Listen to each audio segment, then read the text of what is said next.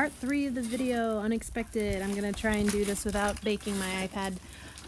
You for sure will hear my kids screaming in the background because they are outside with me at the moment and they can't do much of anything without screaming at each other. So my apologies, but I just want to get this done.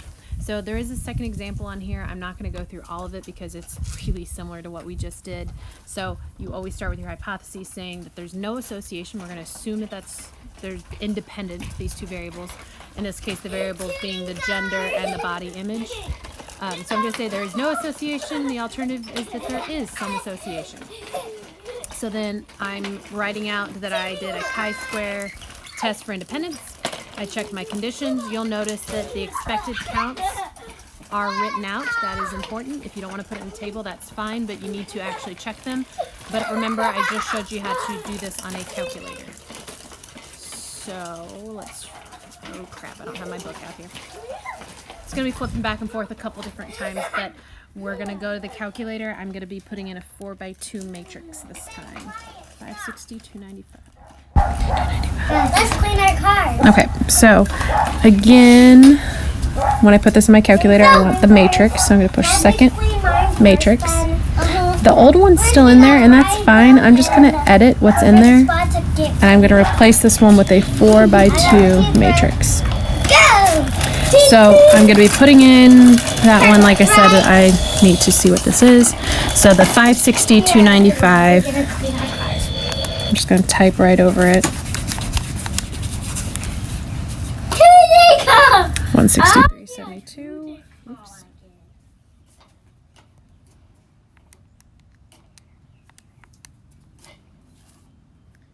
Um, 37 and 73. And I just realized that this is not actually a 4x2. It's only a 3x2. That bottom one was a total, and I wasn't paying a lot of attention. So I'm just going to go back up, replace that 4 with a 3.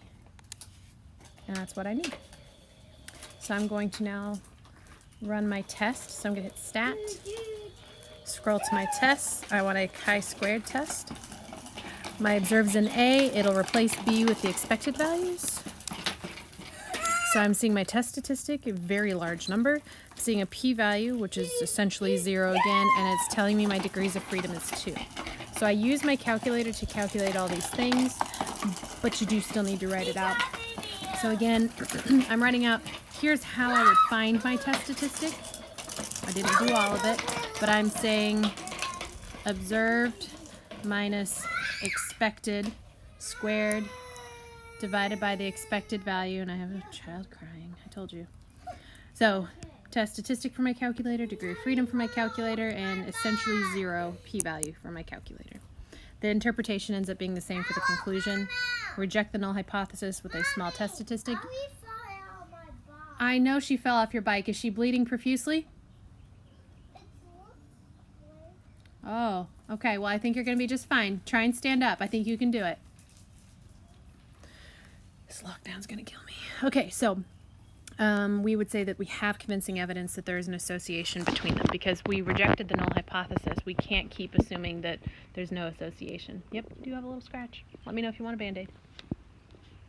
Okay, you're very brave. And dirty. Do you want to tell my class hi? Hi. Okay, so again, that's really all there